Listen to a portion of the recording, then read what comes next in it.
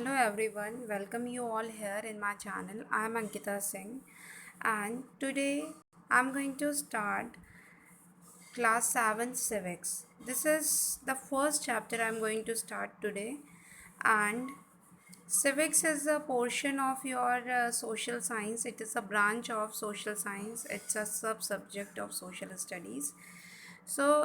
Which tells us about the political and the social status of the country. So, the politics and the society, cultural, we can study with the help of the subject civics. So, today we are going to start a first chapter of civics, and I am going to introduce with the chapter. Our chapter is, yes, student, that you all can see on your screen. The chapter first of civics is what is democracy. What is democracy? I think that you have learned about the democracy in the previous classes also. From fifth onward and from fourth onward, you with aware with all the words of the democracy. Democracy क्या होती है इसके बारे में सबको पता ही है. सो democracy का मतलब क्या होता है? लोकतंत्र. हिंदी में हम क्या डेमोक्रेसी लोकतंत्र, लोगों के द्वारा चुनी हुई सरकार लोकतांत्रिक सरकार कहलाती है. सबसे पहले तो बात करते हैं कि डेमोक्रेसी होती क्या है. इसकी जल्द से जल्द एक डेफिनेशन देख लेते हैं कि डेमोक्रेसी है क्या, ये वर्ड कहाँ से डिराइव किया गया है. उसके बाद ही हमें ये चैप्टर समझ में आएगा कि डेमोक्रेसी से रिलेटेड ये जो चैप्टर है ये किस चीज़ का है. और आप जो पढ़ रहे हैं, 6 में भी आपने पढ़ा होगा डेमोक्रेसी के बारे में. ये आपके हमेशा काम आएगा. हर एक 10th में भी, 8th में भी, 9th में भी आप इस चैप्टर से रिलेटेड कुछ ना कुछ पढ़ेंगे. तो अभी जो है, जो बातें डेमोक्रेसी के बारे में जो आपको पता है वही आपको उस समय भी लिखनी होगी, और ज़्यादा उसका वाइड फॉर्म आप देखेंगे.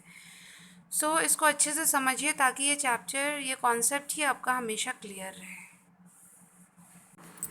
यस डियर स्टूडेंट, जैसा कि आप स्क्रीन पे देख सकते हैं कि the word democracy has its origin in the Greek word. It combines two shorter words, demos meaning whole citizen living within a particular city-state and kratos meaning power or rule. ये जो word democracy है ये Greek language का word है, Greece भाषा का शब्द है. ये दो शब्दों से बना है, दो छोटे छोटे शब्दों से. जैसे कि डेमो और क्रेसी है ना, ये दोनों दो छोटे छोटे शब्दों से लिया हुआ वर्ड है डेमोक्रेसी. तो डेमोस से डेमो लिया हुआ है और क्रेटोस से क्रेसी लिया हुआ है. डेमोस का मतलब होता है एक कंट्री, एक सिटी, एक स्टेट में रहने वाले जो लोग हैं उसकी बात हो रही है. क्रेटोस का मतलब है पावर और रूल. क्रेटोस का क्या मतलब होता है? पावर और रूल. जैसे कि मैंने आपको हिंदी में बताया कि डेमोक्रेसी का मतलब होता है लोकतंत्र, लोगों का तंत्र, लोगों के द्वारा चुनी हुई सरकार. मतलब यहाँ पे डेमोस मतलब पीपल की बात हो रही है, और क्रेटोस मतलब पावर, उनकी उनकी शक्ति से चुनी हुई सरकार. तो डेमोक्रेसी का मतलब होता है कि people rule. Okay, people rule.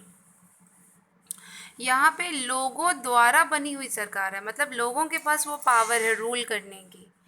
लोग अपनी मर्जी से अपने चुने हुए प्रतिनिधि को इलेक्ट करते हैं और वही शासन करता है. मतलब कि हम ही में से कोई पर्सन है जो इलेक्ट होता है और रिप्रेजेंटेटिव बनता है हमारी कंट्री का, वही पूरी कंट्री को रूल करता है.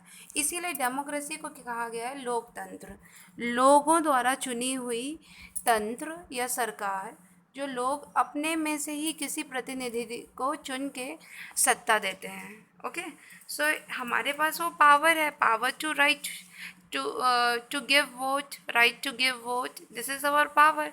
तो हमारी पावर क्या है? Voting power. हम अपनी वोटिंग पावर के ज़रिए हम सरकार को चुन सकते हैं. डेमोक्रेसी क्या होता है? Democracy is a government which is elected by the people. Democracy is the government which is elected by the people. Okay, तो ये एक ऐसी गवर्नमेंट है जो कि लोगों द्वारा चुनी हुई जाती है. ओके डियर स्टूडेंट, चलिए हम बात करते हैं हमें इस चैप्टर में पढ़ना क्या है आगे. जैसे मैंने आपको बताया कि डेमोक्रेसी जो है वो लोगों के द्वारा चुनी हुई सरकार है। डेमोक्रेटिक गवर्नमेंट, हमारी पूरी कंट्री के जितने सिटीजन हैं सब लोग वोट करते हैं और वोट के द्वारा लोग प्रतिनिधि को, रूलर्स को चुनते हैं जो हम पे शासन करते हैं, जो रूल्स एंड रेगुलेशन बनाते हैं, जो पूरी सरकार को चलाते हैं, पूरी कंट्री को चलाते हैं। जो हमारे पास एक राइट है, हमारी कंट्री में हर सिटीज़न के पास राइट टू वोट है। मतलब 18 ईयर्स से ऊपर जितने भी सिटीजन्स हैं वो अपने वोट को दे सकते हैं। मतलब मताधिकार है हमारे पास, हमें मत देने का अधिकार है, अपना वोट दे सकते हैं हम। वोट कास्ट करके हम किसी भी प्रतिनिधि को जिता सकते हैं। सो डेमोक्रेसी में इसमें क्या क्या इम्पोर्टेंट गोल होते हैं डेमोक्रेसी के, डेमोक्रेसी के गोल क्या हैं उसके बारे में हम पढ़ते हैं कि क्या गोल होते हैं डेमोक्रेसी के, और डेमोक्रेसी क्यों इम्पोर्टेंट है, इसके फीचर्स क्या हैं, इसके गोल क्या हैं, इसके फीचर्स क्या हैं, इसके बारे में हम पढ़ते हैं। डेमोक्रेसी जो है, जैसे कि मैंने आपको बताया, लोगों द्वारा चुनी हुई सरकार होती है। यहाँ पे इलेक्टेड रूलर्स जो होते हैं वो रूल करते हैं पूरी कंट्री को। सो डेमोक्रेसी का जो फीचर है वो भी ये कह सकते हैं हम कि democracy is a form of government which is elected by the people. And second, you can write also, in democracy the rulers who are elected by the people are rule the whole country। तो ये feature है, मतलब कि हम अपनी सरकार को चुनते हैं और चुनी हुई सरकार के जो इलेक्टेड मेंबर्स होते हैं वही पूरी कंट्री को रूल करते हैं। ये डेमोक्रेसी का फीचर है।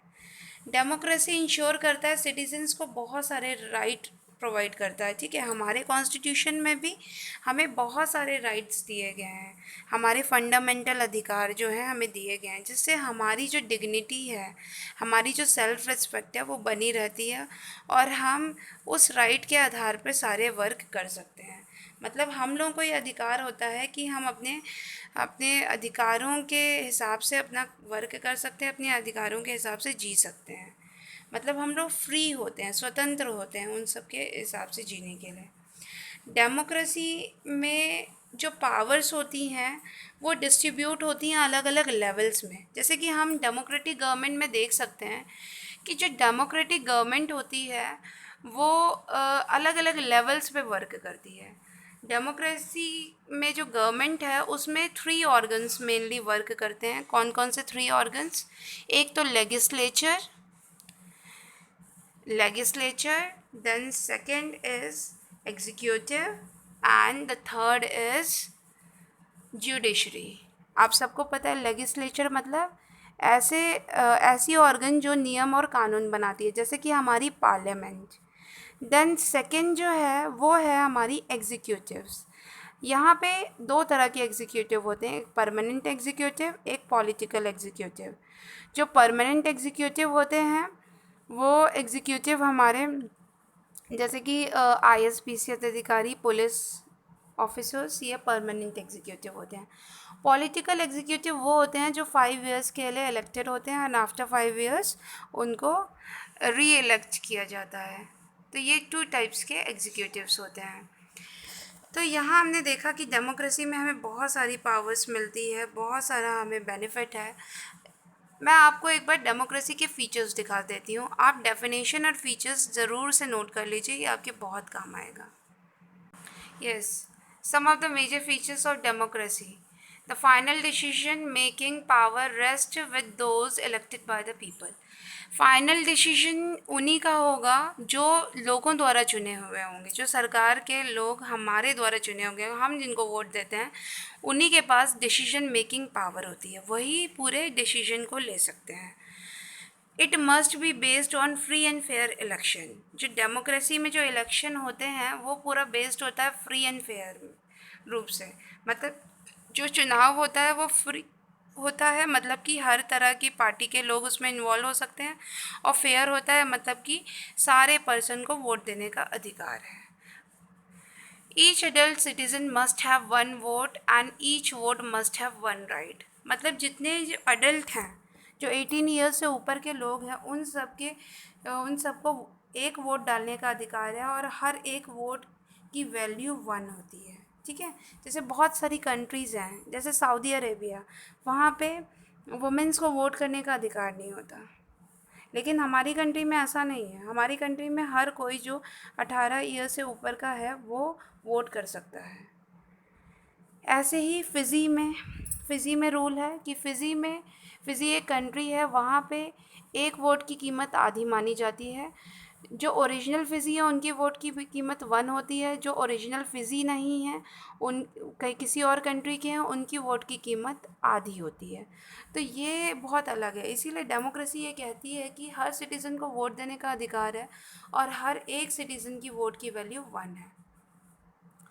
देन नेक्स्ट है, it should rule with in limit set bye constitution, law and citizens right. जो डेमोक्रेटिक गवर्नमेंट है वो एक जो चुनी हुई सरकार के मेंबर्स हैं वो एक ही लिमिट में काम करने चाहिए जो कि कॉन्स्टिट्यूशन में सेट होती है। लॉ एंड ऑर्डर के हिसाब से उनको वर्क करना है, ये नहीं कि लॉ एंड ऑर्डर के ख़िलाफ़ वो वर्क करें। ओके। जैसे कि ज़िम्बाब्वे में 1980 में रॉबर्ट मुगाबे की सरकार आई थी और रॉबर्ट मुगाबे ने अपने आप को बहुत ज़्यादा पावरफुल बना लिया था और मीडिया को अपने अंडर कर लिया था, सब पे शासन करता था, स्ट्राइक्स को इल्लीगल बता दिया था, लोगों के लिए कुछ उनके राइट्स के लिए कोई काम नहीं करता था। तो मतलब अपनी पावर को एक्सटेंड कर दी, अपनी लिमिट्स को अनलिमिटेड कर दिया। तो यहाँ पे जो सरकारी एम्प्लॉयज़ होते हैं, जो सरकार के मेंबर्स होते हैं, उनको एक रूल एंड रेगुलेशन में वर्क करना चाहिए, उनको एक लिमिट में काम करना चाहिए। ये नहीं कि वो अपनी लिमिट को और ज़्यादा पावरफुल कर लें, और ज़्यादा अपने आप को पावरफुल कर लें और लोगों के प्रति ध्यान ना दें। तो वो एक लिमिट में वर्क करना चाहिए, इसीलिए कहा गया है। तो ये हैं कुछ फीचर्स हैं जो डेमोक्रेसी के हैं। सो डियर स्टूडेंट, हमने इस चैप्टर में पढ़ा कि डेमोक्रेसी होती क्या है, उसके फीचर्स क्या होते हैं, उसके गोल क्या होते हैं, इसके बारे में हमने पढ़ा। नेक्स्ट वीडियो मैं आपको इसी चैप्टर का प्रोवाइड कराऊंगी, जिसमें मैं आपको बताऊंगी फॉर्म्स ऑफ गवर्नमेंट, कितने तरह की गवर्नमेंट होती हैं। जैसे कि हमने एक तरह की गवर्नमेंट के बारे में अभी पढ़ा, डेमोक्रेटिक गवर्नमेंट। अब नेक्स्ट हम पढ़ेंगे कि और कितने टाइप्स ऑफ गवर्नमेंट होती हैं। तो उसके लिए आप मेरे साथ जुड़े रहिए, मेरे चैनल को सब्सक्राइब करिए, लाइक करिए, शेयर करिए, कमेंट करिए। आप ये वीडियो देख रहे हैं उसको कमेंट बॉक्स में कमेंट करके बताइए। अपनी प्रेज़ेंट आप कमेंट बॉक्स में दर्ज करा सकते हैं। मेरे चैनल के साथ जुड़े रहिए, बेल आइकन को प्रेस कर दीजिए ताकि मेरे लेटेस्ट अपलोड की नोटिफिकेशन आपको टाइम टू टाइम मिलती रहे।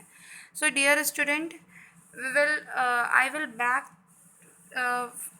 to you after sometimes with the new lecture on this topic. Okay dear student, till then bye bye, take care.